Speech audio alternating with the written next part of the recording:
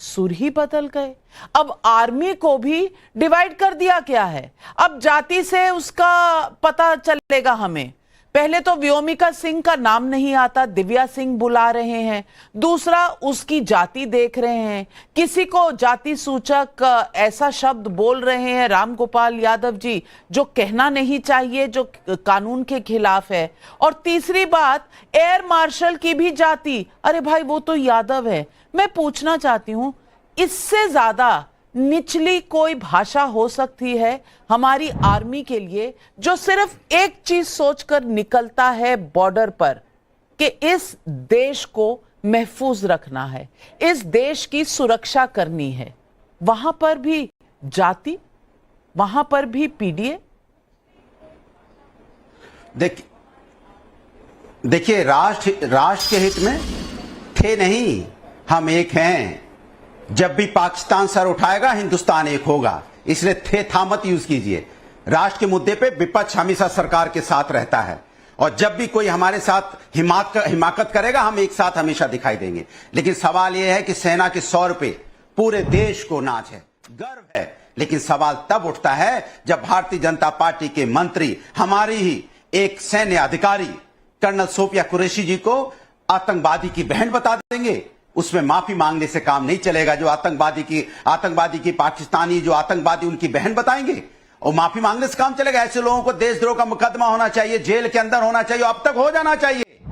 जो बहादुर बेटी लगातार देश में जब वार चल रहा था वो हमें ब्रीफिंग दे रही थी, उसको बोल रहे हैं आतंकवादी की बहन है, यही क्षमता नहीं है। दूसरे इनके विजय सिन्हा जी हैं, उप मुख्यमंत्री हैं बिहार के, वहां पे एक सपूत बिहार का शहीद हो जाता है, मैं नाम नहीं बोल रहा हूं, इम्तियाज शहीद हो जाता है, इन्हें पता ही नहीं है। कहते मुझे पता ही नहीं चला वो कब शहीद हो गया, तो मैं इसलिए पहुंच नहीं पाया। सोचो आप। तीसरे इनके राजस्थान में एक बाल मुकुंदचार्य जी हैं, एक एमएलए, जो तिरंगा यात्रा तो निकालते हैं लेकिन तिरंगा से मुंह पूछते हैं। सोचिए आप, ऐसे इनके एमएलए हैं।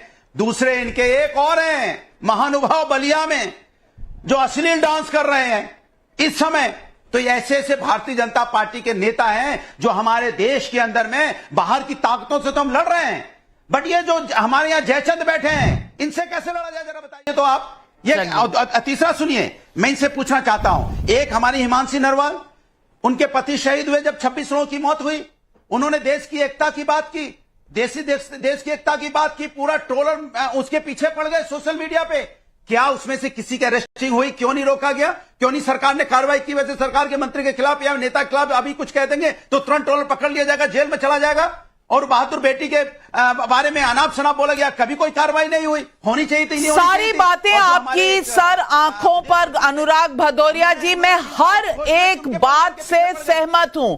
आपने जितने सवाल उठाए मैं सबसे सहमत हूं, 100% सहमत हूं कि जिस तरह की भाषा एमएलए मिनिस्टर्स ने इस्तेमाल की है ये नहीं होनी चाहिए, और मैं इन्हें कंडेम भी करती हूं।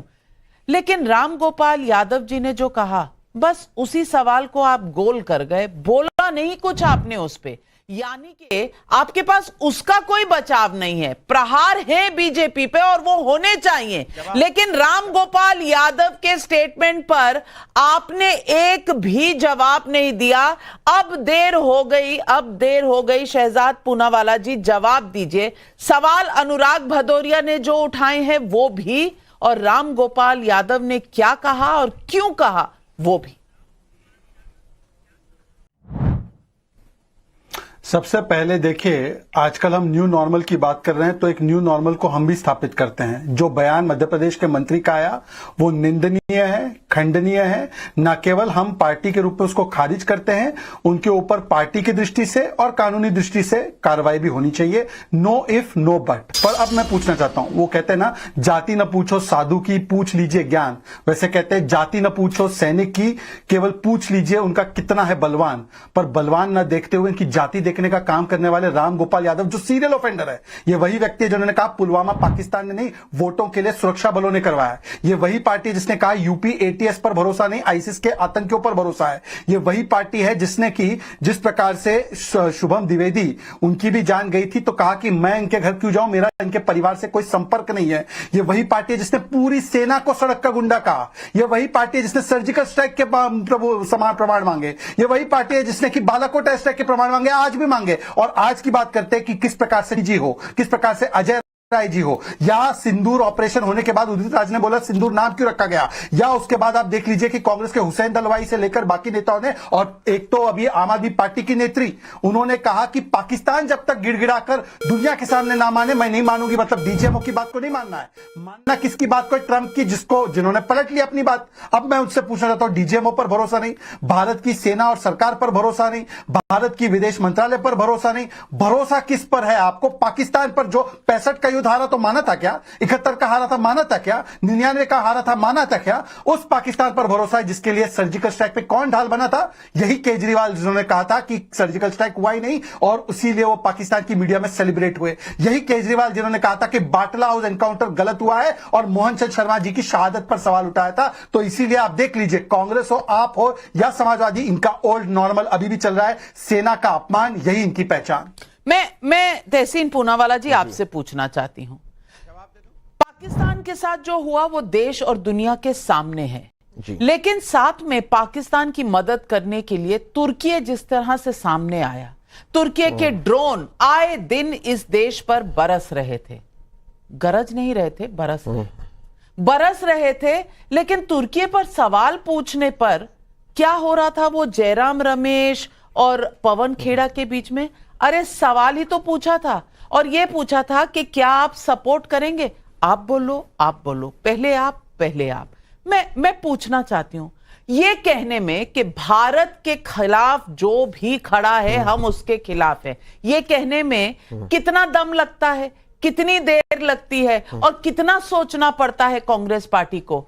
सवाल इसीलिए पूछा जाता है क्योंकि कहीं आपको वोट बैंक नजर आ रहा था इस दौर में भी, जब हम अपनी बहनों और बेटियों के लिए बदला ले रहे थे पाकिस्तान से। ऑपरेशन सिंदूर के बाद जब तुर्की पर सवाल आया तो आप वोट बैंक के बारे में सोच रहे थे।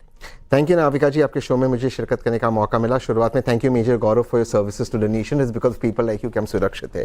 नाविका जी, आपने सवाल अच्छा पूछा, क्योंकि बीजेपी के प्रवक्ता ने कहा कि एक न्यू नॉर्मल हुआ है ऑपरेशन सिंदूर के बाद। मैं भी कहूँगा कि वो परसेप्शनली जो ये दो व्यक्ति कर रहे थे, पवन जो एक बहुत एरुडाइट स्पोक्स पर्सन है और उनके साथ जो दूसरे व्यक्ति थे, वो शायद गलत था। और नाम नहीं पता तो बता दूं, जयराम रमेश, तो वो सही नहीं था और वो परसेप्शनली कांग्रेस को नुकसान पहुंचा। नो इफ नो बट मैं भी कहता हूं, जैसे इन्होंने कहा कि मंत्री पर कार्रवाई होनी चाहिए, हुआ कुछ नहीं,